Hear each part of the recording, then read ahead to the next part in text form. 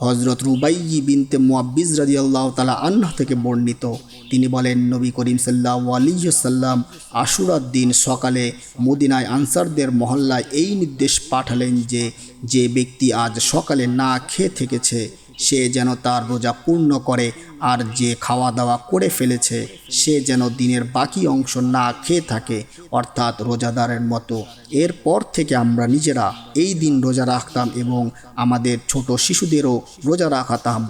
আমরা তাদের নিয়ে মসজিদে যেতাম এবং তাদের জন্য পশমের খেলনা তৈরি করে রাখতাম। যখন তাদের কেউ খাবারের জন্য কাঁদত তখন তাকে সেই খেলনা দিয়ে ভুলিয়ে রাখতাম। এভাবে ইফতারের সময় হয়ে যেত। এই ঘটনাটি রমজানের রোজা ফরজ হওয়ার আগের সময়কার, যখন আশুরার রোজা মুসলমানদের জন্য আবশ্যক ছিল। তখন সাহাবিগণ এর গুরুত্ব এতটাই অনুধাবন করতেন যে নিজেদের ছোট সন্তানদেরও এর শিক্ষা দিতেন।